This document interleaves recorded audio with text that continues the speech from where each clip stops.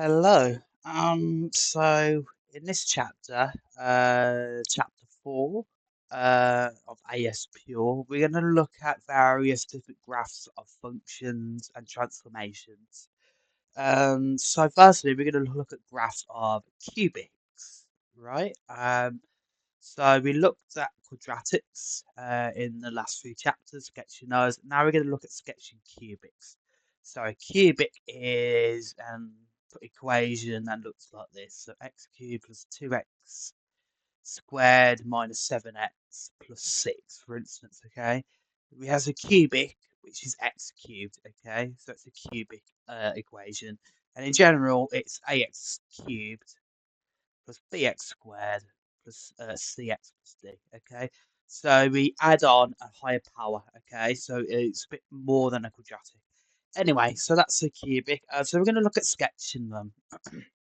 So you would have done this at GCSE, but we do take it a bit of a step up. There's more stuff. It's more detailed at this time, and the questions will hold your hands much compared to GCSE.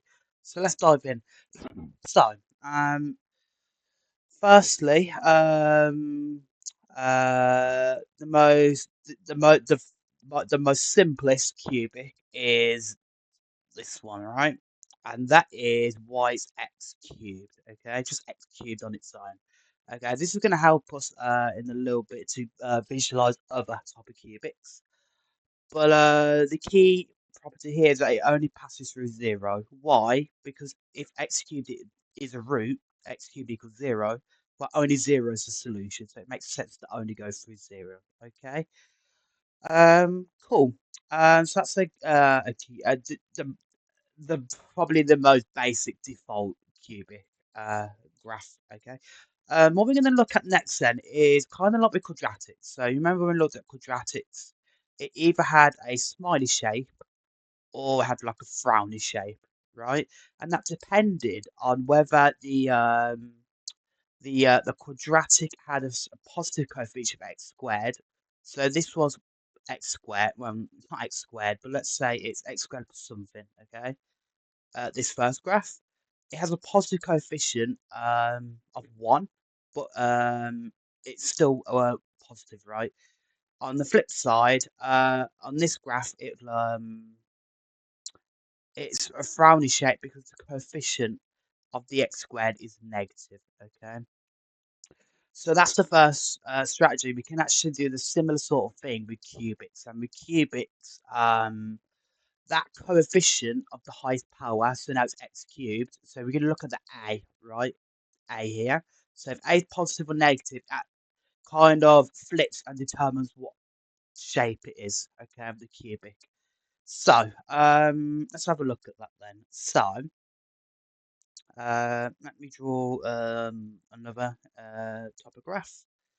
So another type of cubic graph. Uh, that's the first one. That is going down. So you see it at this point here, it's going down, right? Well, it's going up, right? But it starts down. Okay, is what I'm saying. So it goes down. Imagine we continue the cubic graph downwards. Obviously, it's down, but it's going to keep going up. Okay. So it starts down, but the whole idea is the graph eventually goes upwards. Okay. That happens when we have ax cubed. Right. Obviously, I don't care about what the other parts are. I'm focused again, like with quadratics, the coefficient on the highest power of x, so x cubed, which is a. If a is positive, so a is greater than 0, that means it's going upwards. Okay, overall. Okay. Obviously, there's going to be some. Like here, as you can see, it goes downwards, but then it shoots back up. But the overall picture is that when x goes to infinity, as we go to infinity, as we go along the x-axis, as the x values get bigger, the graph gets bigger. So the y value gets bigger because it's going up that way. Okay. And why is that? Well, very simply, when a is positive, that and then when x gets bigger, that means how would we write that? So when x gets bigger, we say this as x goes to infinity. Okay. this means x goes 10. That means x tends to infinity, which basically means x gets bigger and bigger and bigger. Okay, so when x gets bigger and bigger and bigger, then x cubed gets bigger and bigger and bigger. Okay, and actually gets very big. If you imagine we have a larger number, then we cube it times it by say 3 times. That would be a very big number. But the point is that also goes up and up and up towards infinity. Okay. So that means when you have a positive, because of this, the cubic would generally go in that direction. It would generally go upwards. Okay. On the flip side, then, on another type of graph, in this time when it's negative, it's gonna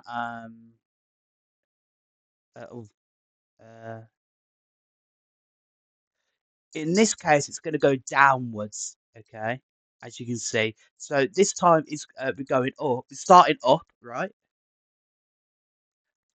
But then obviously, like a roller coaster, it goes downwards, and then as x goes to infinity, so when x goes to infinity that way, um, actually the graph goes down instead of going up. Okay, so we have ax cubed when a is negative. So this is when a is negative, the cubic would generally want to go down. Okay, rather than up like in the first graph. Again, why is that? Because again, with this logic that we did here, when x goes to infinity, so when x gets larger, large, and large, well, x cubed, but this time x cubed is negative, so it's kind of like negative x cubed, right? But we discussed x cubed would be massive here, right? X cubed would also go to infinity because you're times in a large positive number by itself, so it would also be positive. But we're tagging on a negative at the end. A negative of a really big number is negative, and it's a really, really negative number, right? So it's going to go to negative infinity. Okay, so negative infinity is basically going downwards in that direction. Okay, so that is the first, like with quadratics, that's the first port of call. Is the cubic going to be like thatwards, like in this sort of shape, um, uh, like that shape, where it's going upwards, which is when A is positive, or is it going to go downwards when A is negative? Oh, let's try that a bit better. Or is it going to go downwards when A is negative? Okay. So, like with quadratics, when we looked at, oh, is it going to be a smiley shape or a frowny shape?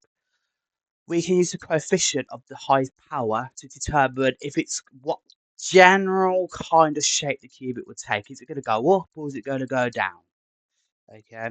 So that's the first port of call when sketching a cubic. Now, the other one, which gets a bit more complicated, is considering the roots of the cubic. Okay. Okay, so there are three types of roots. Okay. In a cubic, it, which remember takes this form, ax cubed would be x squared and so on. That will have three roots, okay? Remember a linear equation like 2x equals 5, that only has one solution, okay? Linear, the degree is 1. Remember, x is like x to the 1 here. That has degree 1. So that's going to have one solution at most, okay? Well, it should be one solution. Then if we have a quadratic, um, say, for example, x squared plus x minus 1 equals 0. That's going to have at most two solutions now. So the degree is 2, so it's going to have two. It could have at least at most two solutions. Why do I say at most and not always two? Because remember, the discriminant means we could have one solution. You could have two distinct solutions, one distinct solution, or actually none at all. So it's we have to pay attention to the language of that. It's at most two solutions, but the whole idea is right. You can kind of see the degree of the power of x kind of correlates to the how many solutions there are. So then in cubics, there's actually we're going to anticipate three solutions, right? Because the power's three. Okay. So that's gonna what we're going to bear in mind is that we're going to be looking for three solutions in this case. Okay. But these solutions can take different forms. Firstly, we could have a solution. We could well, if we have a solution, remember Say for quadratic we had x is 2 and x is 5, say as two solutions. We can then factorize that to x minus 2, x minus 5, right? Hopefully you can realise that because then, remember, if that equals 0, then each factor equals 0, each bracket, which allows us to get these solutions, okay? So we're just working backwards. So the idea is essentially we can put them all into factors, okay, into brackets, what if we get a solution. So we're anticipating, because there could be three solutions for a cubic, we anticipate we can kind of put the cubic into three different brackets, okay? So that is what's going to help us here to determine the type of solution. So what do I mean by that? So the first possibility of a root of a cubic is that x minus a, so a is just a number, on its own is a root. What that means is, when we talked about the quadratics as well, sometimes you could have a what we call repeated root, which is what we're going to go talk about, squared. So that means it has two. It has two brackets, right? It's itself two times, but it's only one solution, so that equals 0. But the only solution is going to be x is 2, right? But that's one solution. Remember that's because the discriminant equals 0. Remember, if it equals 0, you only get one distinct solution. Anyway, the point is, we can have the bracket can have it can have multiple of the same brackets. So in this case, there's only one bracket. So for any given solution, any root, there might be only one of that. Okay, one bracket. Remember when we factorize like with quadratics, we can factorize to solve it, as we just discussed. We might only have one bracket for a solution, which is this case.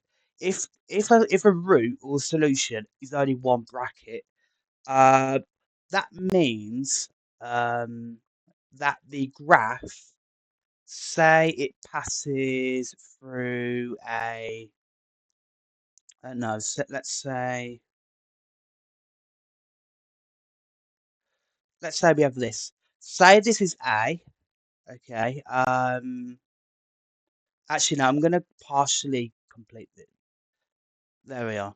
I'm going to leave it there. Say that's the root A, okay? That's x equals A. Uh, we say that geometrically on the graph, to deal with that root, it just passes through or crosses the um, the x-axis, okay? So there's nothing interesting there. It just crosses through, okay? Um, now this might seem a bit weird or maybe a bit obvious, but when we consider the next two cases, this will be a bit more clearer what I mean. Okay, so the next possibility is when you have a double root, okay? When x minus a squared is a root, okay? And we're going to call that a double root, okay? Or a repeated root. So again, that's when you factorize and the same bracket appears twice, okay? When that happens, it's a bit special. It's not going to look like the graph when it passes through x is a when it's only a singular root, okay? What's going to happen in this case is when we have a double root, okay, x is a, it's a double root. It's actually gonna actually I'm gonna do it up here. It's gonna not cross through the axis. It's gonna touch it, okay? So it's not gonna cross through it like in this example. It's gonna touch it. It's gonna touch it, okay? So that's A. It's just gonna touch the axis, okay? So you can see it's nicely touching it. It's not going through the axis. It's just touching it. And actually, this is a turning point. Remember when we looked at turning points with quadratics like this here? It's the same idea. When we have a double root, it will be it will just touch the axis, but more to the point, it will be a turning point. So we say it touches the x-axis. So it doesn't pass through it like in the first case. It will just touch it. So it touches it, then it goes back up or whatever. And we can also say that's going to be a turning point as well. Okay, like with the quadratic. But that's what it's going to look like if you have if it have a double repeated root. Okay. So it's just going to touch it like this. It's not going to just pass through it like in this example, just going to go straight up.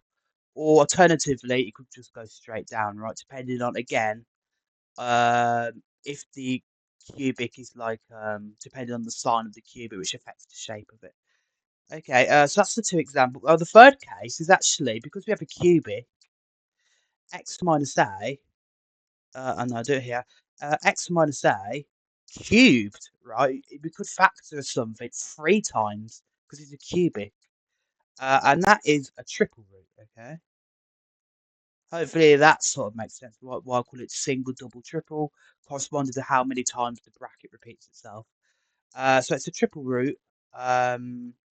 What's going to happen in this case is when it's a triple root, it's gonna look like something called a point of inflection.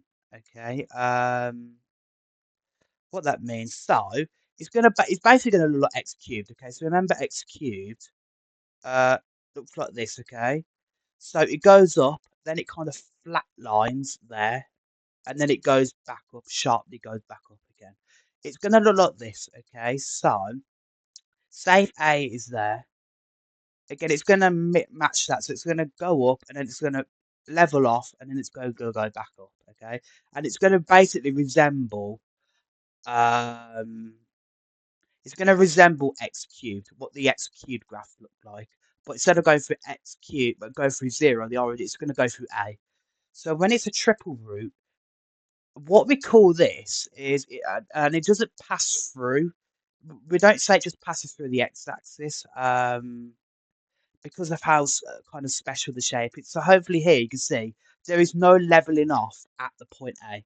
It's just it doesn't change the gradient, doesn't change course at any point. It's just simply going through A. Okay, in this first case here, there's no leveling off like with x cubed. So like here, there's a leveling off there before it goes back up. That what we call that then, that point where it levels off, we call that a point of inflection. Okay. And actually, we will look more about this in the differentiation chapter. It is quite unfortunate, I'm not going to lie, that we do this chapter before differentiation. I think it would be a lot easier if we did it, but for now, notice that the kind of root, so if it's single, double, triple, it corresponds to a point of inflection which looks like this. The whole idea that it flattens out. And again, if we had a negative, we could go the other way. A negative cubic. Again, it will go straight down and then it'll level off and then it goes straight down again. So that would also be a point of inflection if in the opposite direction if it's negative. Okay. But yeah, that's the 3 types of shapes we need to three, well, not 3 shapes, the 3 different pictures of what a root can look like depending on what type of root it is. So if it's a singular root, a double root, or a triple root, which we can see by factorizing. Okay, we're gonna, but obviously this stuff with factors and the brackets will make sense as we look at examples. The questions tend to basically give it to you really, but we have a look. So that is the main idea that you wouldn't see at GCSE. This is new content, okay, and it is a bit of a step, but it's more detailed. So you have to actually inspect the type of root you have. So we need to look for the roots, kind of like with quadratics, right? Quadratics, we look for the y-intercept versus there. That's still easy. But then we need to look for the roots by solving it. But that's it. But in this, with cubics, you need to study the type of root we have by looking at the factors. Okay, but we'll go through questions. But this is the whole idea. Does it just simply pass through in the first case without flatlining or doing anything at all? Or is it going to touch the axis like this and be a turning point? Or is it going to flatline in the middle at the root? Okay, and then it'll go and then it continue going back up. Okay, and it'll look like the x cube graph as well. So those are the 3 cases. That's basically the main bit I want to drill down for this section. So let's have a look at sketching these graphs then. Okay. Part A, it wants us to sketch and show the points of intersection of the axis. So part A, we have y is x minus 2, 1 minus x, and 1 plus x. So as you can see here, they're quite nice. They give you all the factors, the brackets. So you can easily see what type of roots you're dealing with. So the first bit is to consider what the power of x will be, the x cubed. Okay, the power of x cubed is going to be what? Well, the way you can easily work that out is we're going to have to times. We could expand the whole bracket, right? But I think we can be a bit cleverer and notice if we just times all the x's in each bracket together, so x times minus x times by x times minus x times x, right? Which is this. But clearly it's going to be, well, hopefully you can spot it's minus x cubed, okay? If we just simply times all the x parts of the brackets together, well, minus x cubed is negative. So it's gonna go down like this, okay? Something like that. Uh, there we are. Something like that. It's gonna have that sort of shape. Let me make it smaller. There we are. So it's gonna have that sort of shape, okay? Not necessarily. It depends on the roots as well, but hopefully the overall gist is that you recognise it's gonna go down. Anyway, so that's the shape. Now, where we can, then I'm gonna draw some axes up. Cool. But firstly, I need to find where the y coordinate would be. The y and x and y and x. There we are. We need to find where to pass through the y-axis, which is the y-intercept. That is going to be when you set so the y-intercept again is going to be when x is 0.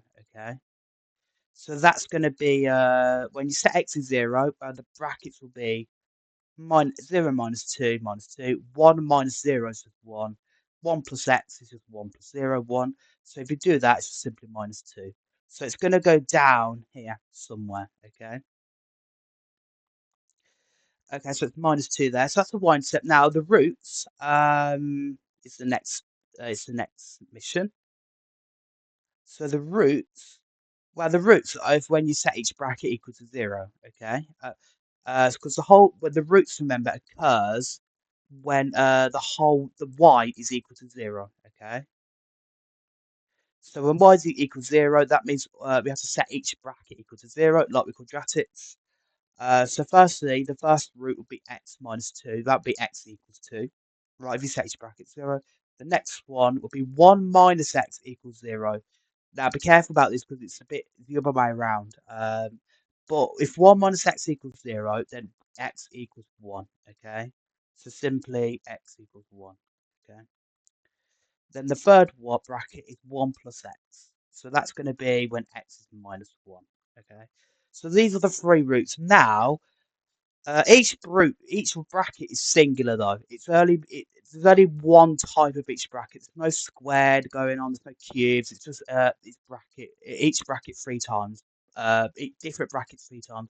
Each root is singular then. Okay, so these are single roots, which means they are simply just going to cross through the x-axis with no hesitation, right? So let's label our roots then. So if minus 1 is going to be there, plus 1's there, and 2 is going to be up there. There we are. Oh, well, that's 1, minus 1. Okay, so now this combined with this sort of shape is what's going to help us draw it. So if we go down,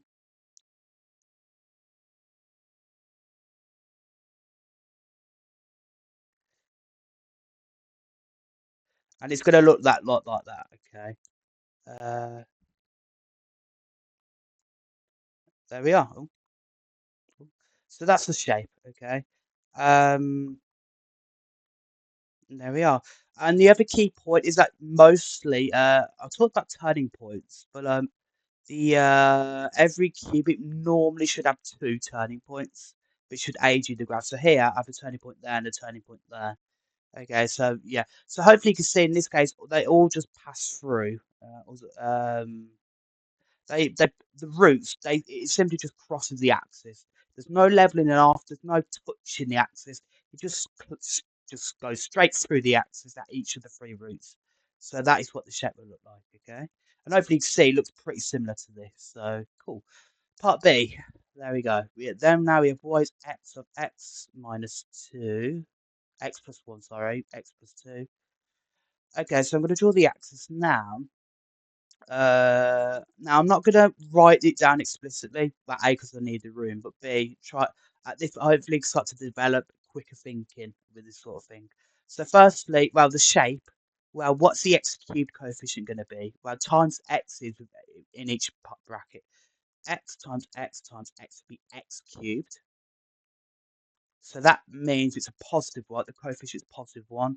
So it's going to have that sort of shape, isn't it? Potentially. But it's going to go up. Okay. Next, we need to actually draw a graph. So we need to label the cross. Well, firstly, let's look at the y-intercept again. So that's going to be when x is 0, remember? But if I substitute x is 0, that's going to be 0. And I'm just timing everything by 0. So actually, it's going to pass through the origin. Okay, that's the y-intercept. Then the roots, well, the roots are when you set each product, each bracket equal to 0, right? Because y is now 0. So that means x is 0. X is going to be negative 1 here. If you set negative 1, that bracket's 0. It's going to be there. And then this one, if you set x plus 2 equals to 0, x will be minus 2. And there we are. Okay, cool. So we've got our roots. And again, all the roots are singular. Okay, nothing's been, there's no brackets being squared or anything like that. It's just 3 single brackets, okay? So again, it's going to be quite nice, sort of cubic. So it's going to look, if you kind of use this to aid us, right? It's going to pass through the first point, and it's going to, oh, not straight line, no. Pass through the first point, then it's going to dip back down, then it's going to dip back up, and there we are. It's going to shoot back up. Cool. So there we are. So that's the graph sketching. And again, there's 2 turning points. So we're good. Okay, let's have a look at more examples then. Now we need to sketch these curves of y is x minus 1 squared, x plus 1. Okay, so now I notice I have a squared bracket. Anyway, so firstly then, what's the type of shape? It's going to be positive or negative cubic. Well, let's look at the x coefficient. Now, we have x minus 1 squared. So think about it. We're going to times this bracket by itself twice. We could say this is x minus 1, x minus 1 again, x plus 1. If it really helps you visualize what the coefficient will be. So, again, we times by the x's, right, to get the x cubed. So x times the x, and that 1 times the x is going to be x cubed. So it's a positive one again, so it's going to have that sort of shape potentially. Okay, so it's going to go upwards. Okay, so there we are. Next then, let's sketch, let's draw our axis. So we have x and y. Okay.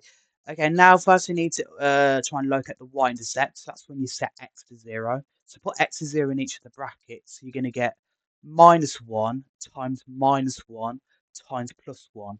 Minus 1 times minus 1 is plus 1 times plus 1 is just plus 1. So the y-intercept is going to be plus 1. Okay, when you set x to 0. Okay, cool.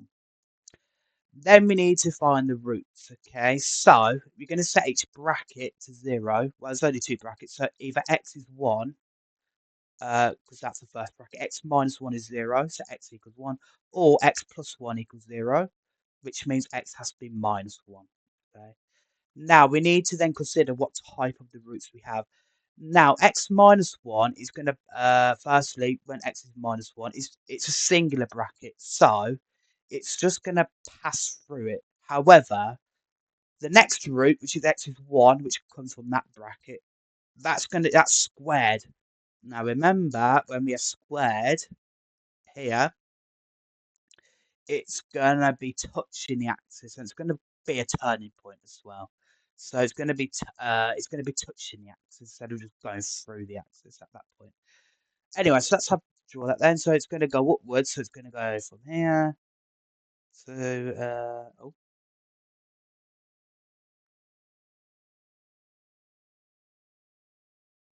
So it's going to look like this. There we are. And then it's going to touch. Why is it doing a straight line?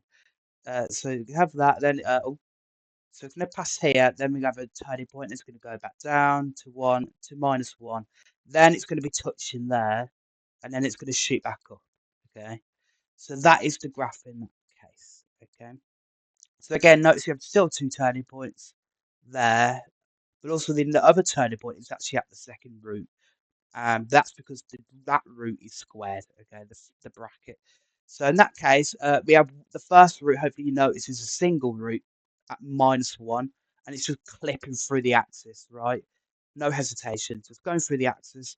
But then at this point, the second root, that's a double root, a double repeated root. So it's going to touch the axis. It's not going to go through it, it's just going to touch it. And it's a turning point because it's going to go down and then it's going to shoot back up. Anyway, there we are. But overall, it still resembles this sort of shape. Okay, but there we are. Cool. Part B.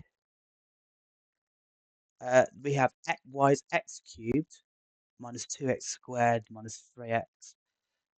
So, well, first of all, we are going to need to find the roots and consider the factors, right? The factorization, the brackets. So, we're going to need to factorize this before we do anything. Okay, in order to find the roots. Okay, so we're going to factorize it. Well, notice there's an x common to all terms, so that will firstly help me out. So it's going to be x of x squared minus 2x minus 3. Well, then I might be able to factorize this bit, right? Inside the quadratic part. So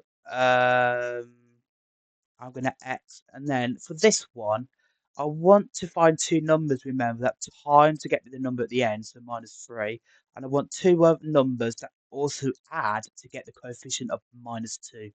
Okay, remember that when we looked at factorizing in start the course. So yeah, so these way then consider. Well, what are the factors of 3? Okay, I'm not worried about the signs at the moment. I can adjust for that when I look at my pairs. So 3 and 1.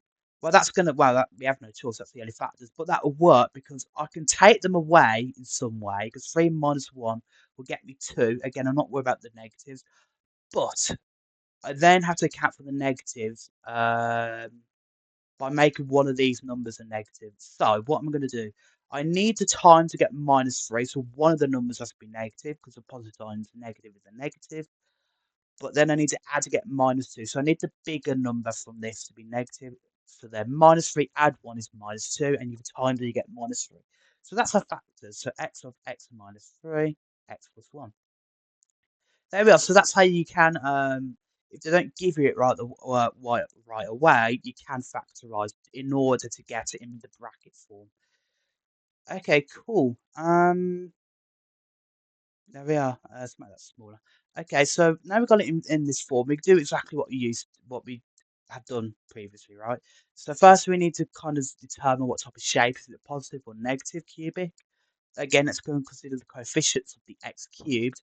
So let's get x in each part, each bracket. So x times x is x squared. X squared times the other x is x cubed. Okay. So it's an x cubed. So it's going to again have a positive shape like that. Okay. So it's going to go upwards. There we are. Okay. Um. Okay. Now we need, let me draw the axis then. So we need to sketch it. So then we need the y-intercept firstly. So that's going to be, well, it's going to be 0, isn't it? Because what the y-intercept on the y-axis is when x is 0.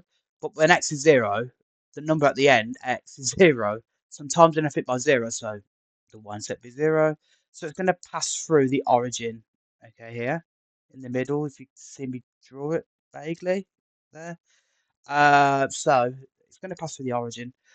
Now we need to look at the roots. So the roots are, this is why we factorize it to make it easier to see. So that obviously you're going to set the whole thing equal to 0 because y would be 0.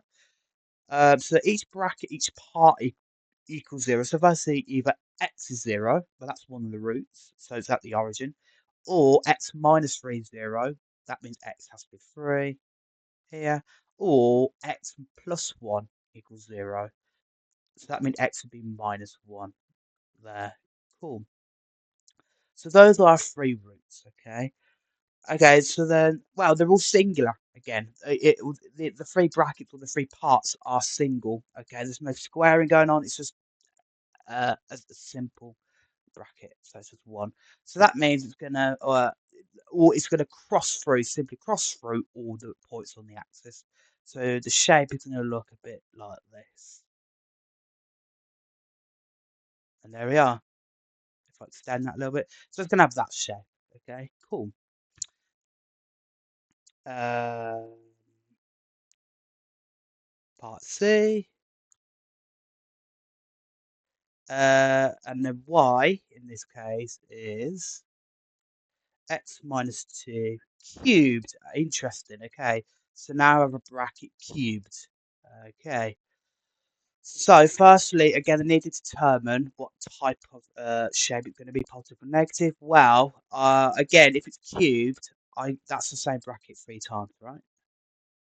I can use that to easily determine the x cubed part. So that's going to times the x part of each bracket. So x here times by the x there times by the x there is going to be just x cubed again. Okay. So it's going to be a positive shape, right? So again, it's going to kind of resemble something like that. It's going to go up. Okay. Cool. Well then, again, I'm going to draw my axis because I'm going to sketch it. Okay, but then I need the y-intercept again, so pass through the y-axis when x is 0. So set each bracket 0, and we're just going to get minus 2 times minus 2 times minus 2. Minus 2 times minus 2 is plus 4, times by the other minus 2 is then minus 8. So it's going to go down here somewhere, okay? Cool. Okay, so then lastly, I need the root. Well, there's only one root because of one bracket. If I set this whole thing equal to 0, then just that bracket alone is equal to 0. X minus 2 is 0, so x has to be 2. So it's going to go there somewhere.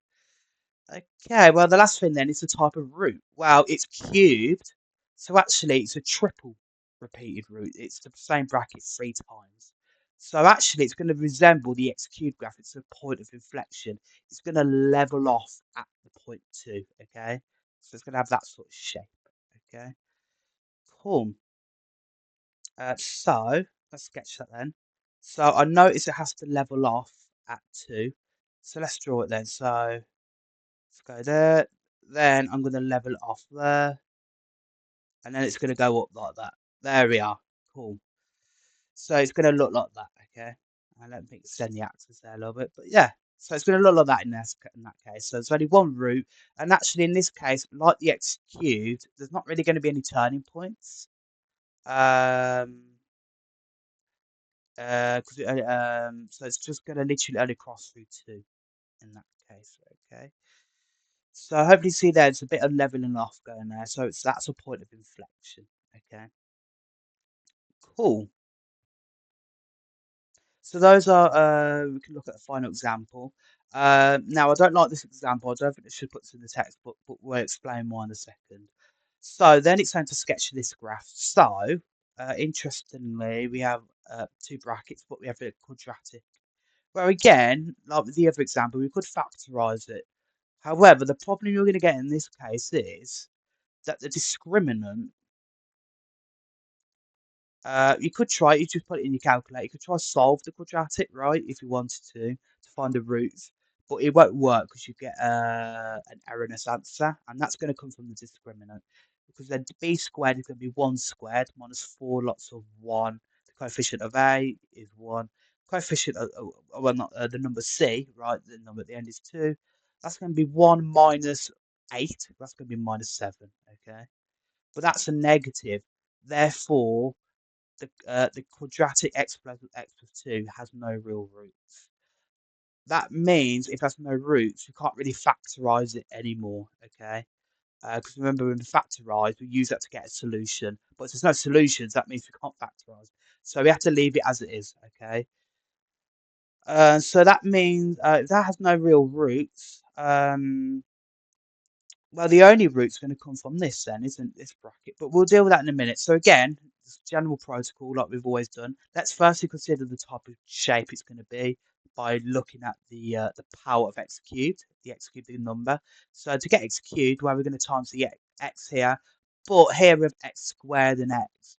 I want to times by the highest power because x times x squared is going to get me x cubed. To get x cubed by expanding, well, I'm not going to expand the whole bracket. That's just time consuming, unnecessary. But to get x cubed, I can just realise I times x by x squared, right? So times the highest power of x of each bracket, that will give me the x cubed. Okay, and again, it's x cubed. I don't know why it's always x cubed, but it's going to have this sort of shape potentially again. Okay, so it's going to go upwards again. It's a bit large, that is. Uh, there we are. So it's going to go upwards like that. Cool. Then I'm going to draw my axis again. X and Y. And the only root is going to be at 1. Okay, because we set each bracket equal to 0. So that's going to equal 1, the first bracket. But then, as we discussed, if we set the other bracket equal to 0, that has no solutions, that quadratic, because of this discriminant. That's why we worked out the discriminant to see if we could actually solve it, but we couldn't. So there's no solution. So it's only going to cross through 1. Now, that creates a bit of a pickle at this point in the course anyway, because we actually don't have enough information to work out precisely the cubic, because we can't factorize this any further, okay? So we can't exactly determine the type of root, we can't determine like the turning points and stuff like that. So let me go into it. So, well, then the y-intercept then, so I've got ahead of myself. The y-intercept then, that's the other bit of information we need, right? That's going to set x to 0, so that's minus 1 here, times by plus 2, because that will x squared then x squared to 0. Minus 1 times 2 is going to be minus 2, so it's going to go through there. Okay, I'm going to draw that there. So it's going to have, it might have that sort of shape, and it's going to only pass through one, so it could have this shape, okay? So it could look like that. However, another graph, and this is actually the right graph for it, but the other type of graph we could have, again, plus within minus 2, and it goes through 1. Actually, there is no turning points, because there's a point of inflection in the middle. Okay. So remember, in the middle, by in the middle, I mean between when it goes from minus 2 to 1. Okay. Um, so there's a leveling off at some point. No, I want to make it a bit clearer. There we are. Oh, it's a bit sharp. I want it to be a smooth point of inflection. There we are. So if I'm going to call 1 there. Okay, there we are. A bit of a lousy. Or it could look like this, and also it's a bit different because now there's not really any turning points. There's just a point of inflection there when it levels off and then it shoots back up. Now this is more like the graph that it actually is. However, you will not without the tools that actually work out which of these two graphs is actually the correct graph, because it's to do with turning points. It's to do with like in this case here, there are two turning points. Uh, we're used to a cubic having two turning points, but in this case it has none. Um, and again, that's because of the whole fact that this quadratic factor has through spanning the works. So we can't. It's a bit hard to use just what we've done before. Now we don't have the tools to do it at the moment. However, when you look at differentiation, we will look at these type of points in more detail.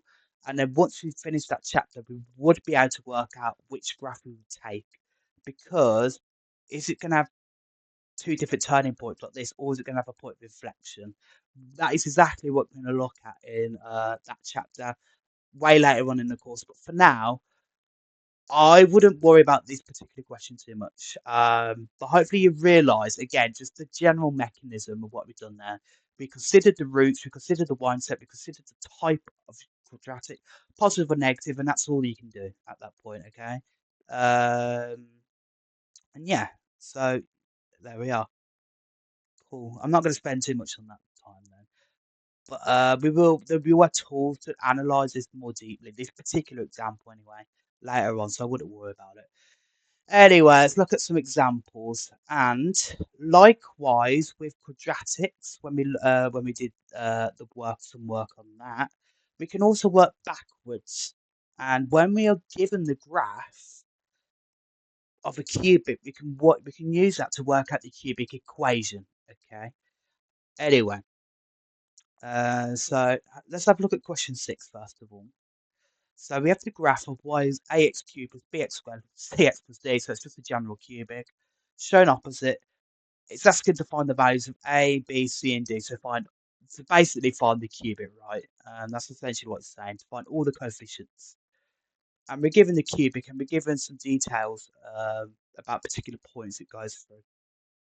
Okay, so what do we know? Well, we know it goes through this point here. It goes here, here, and here. So 4 different points. Okay. Let's have a look at these points. So hopefully you notice that these 3 are roots. Okay. Well, these are going to be the factors then, aren't they? Okay. So remember, x is -1, x is 2, and x of 3 are the roots. Okay. That means we can work backwards to factorize the cubic to get x plus 1, x minus 2, x plus x minus 3. Okay. That's going to equal, and that would be equal to 0, right? If we were to solve the equation, right? And then if it equals 0, then again you set each bracket equal to 0, which should give these solutions. Okay, so we're just working backwards to what we normally do. Okay, so instead of factorizing to solve, we've got the solution, and now we're using that to get back the brackets and factorize.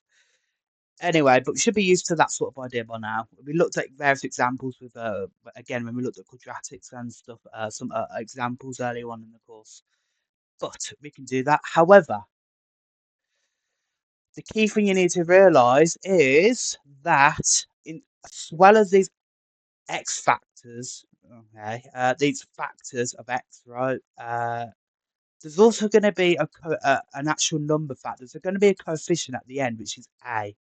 And again, you'll remember this if we looked at examples, but we need to account, when we're going backwards in this way, we need to account for the fact there could be a coefficient on the x as well, on the x cubed, right?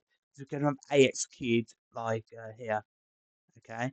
Now, the reason why that happens is when you're solving an equation, in this case, well, if you could just get rid of the a. You could just divide by a to both sides, right? If you had a lots of all this equals 0, I could divide by the a, the coefficient, to get x plus 1, x minus 2, x minus 3 equals 0, and it'd be the exact same thing, and I'd still get the exact same solutions. But I need to account for that, the fact I could just divide by a, the coefficient, right? I need to account for that when I'm going backwards to get the cubic expression. Okay, so I need to account for the fact there's also going to be a number factor outside as well, because this is a factor as well. A is a factor, right? Because it's a number multiplied by the other brackets. Okay, so I need to account for the fact there's going to be a there as well.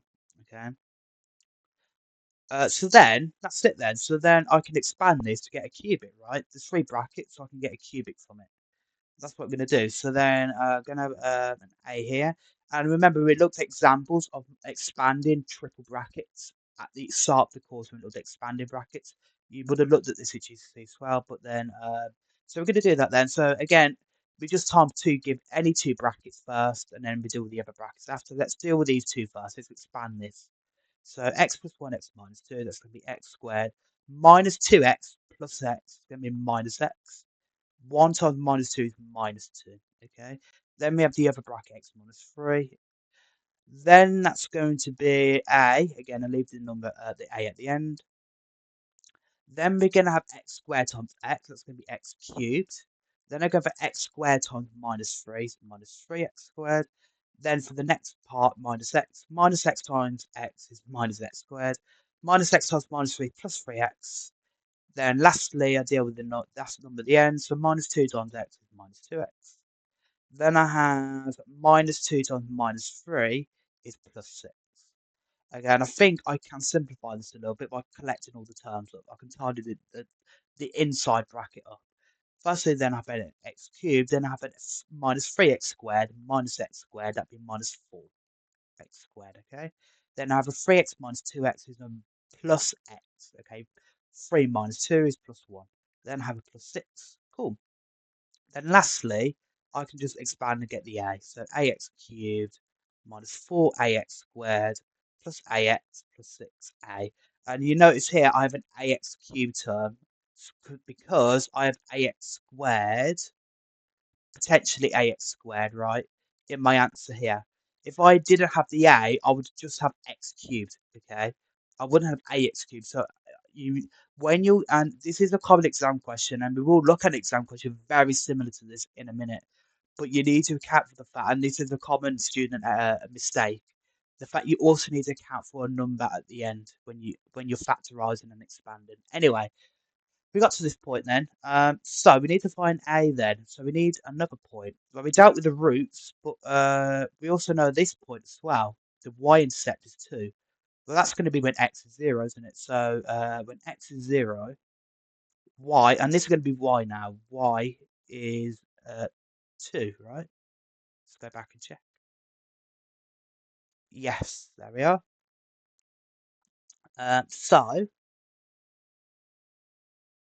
let's substitute that in then. So when y is 2, 2 equals ax cubed. That's going to be 0 minus 4ax squared, where x is 0, ax 0. So we're left with 6a. Okay, that's a number at the end there. So if 2 equals 6a, well then a is 2 over 6, which is a third. Cool. Okay, well, therefore then we can just substitute a in to get our final cubic. So then y is ax cubed, that'd be a third, x cubed, minus 4a, that's going to be minus 4 thirds, x squared, plus ax, that's going to be plus a third x, plus 6a, it's going to be 6 over 3, but that's just 2, okay? And there we are, that's our final cubic expression. Cool, there we are. Let's have a look at question 7 then. Question 7. It says, given that f of x is x minus 10, x squared minus 2x, and then plus 12x on the outside, we need to express x in this form here. So hopefully you know well, the difference between this original form and the form they want us to get in is the fact it's just completely factorized, okay? But here I have a plus 12x on the outside. So what I do need to do, unfortunately, is expand this whole thing out, and then I need to refactorize if I can. Okay, so that's what I'm going to do. Expand it first, so I have everything clearly laid out, and then I can factorize from there. So f of x, firstly, is, what was it? X minus 10, x squared minus 2x,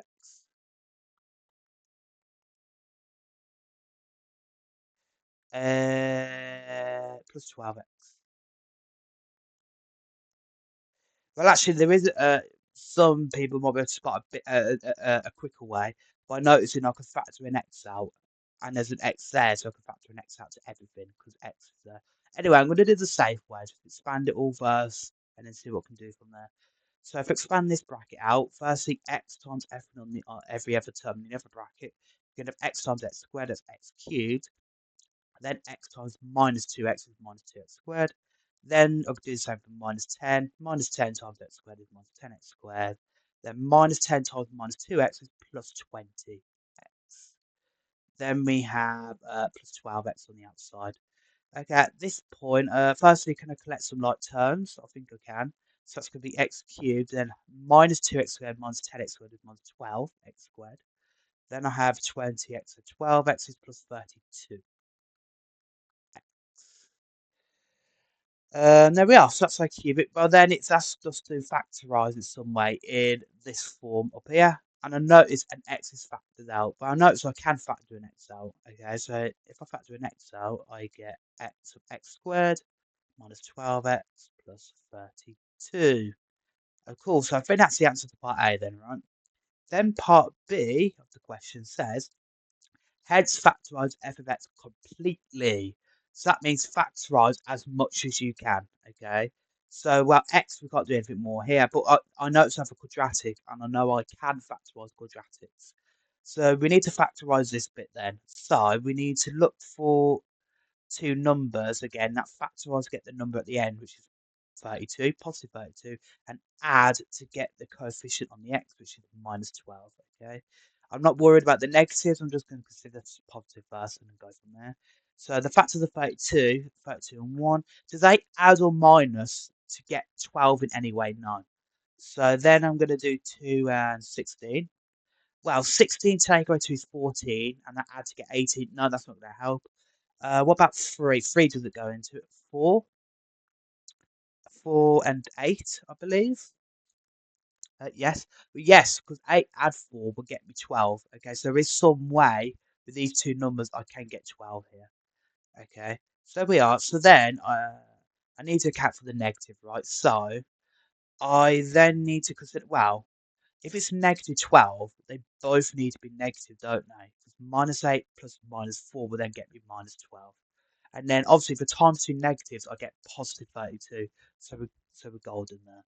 So that's our factorisation. So then we can say x of x minus 8, x minus 4. And there we are. We can't do anything more to that, so that's our final answer.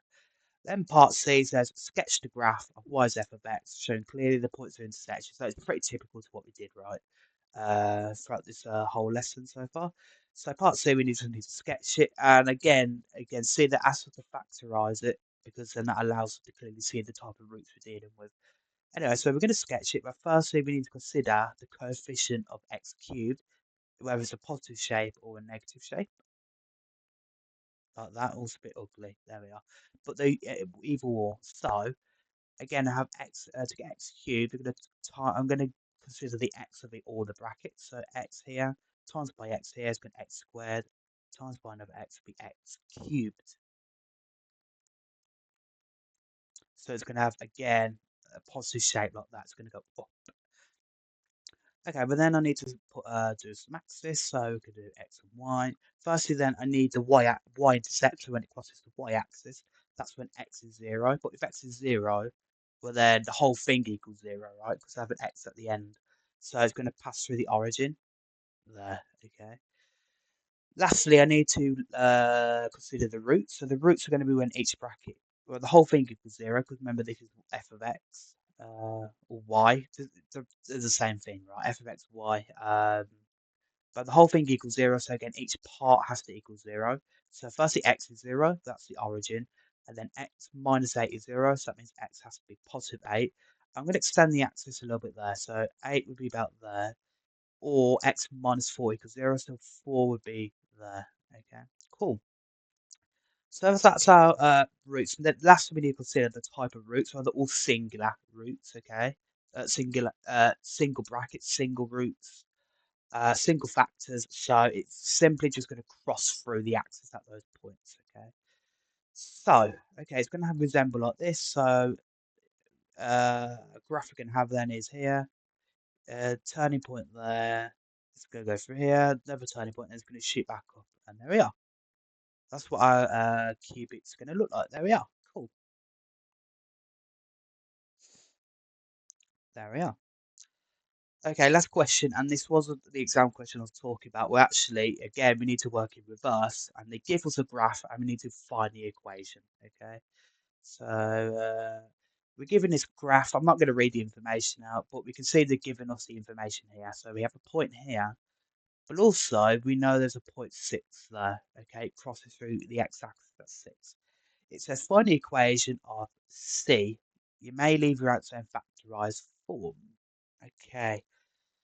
Equation of C. So again, we need to consider what information we're given. Well, what about the points? Well, this point we have here, okay, but we also have this point here. Now, what's special about this point is it's a root, right? So that will give us a factor of x minus 6. What about the other roots then? If we think about the cubic, well, where else would it cross the x-axis?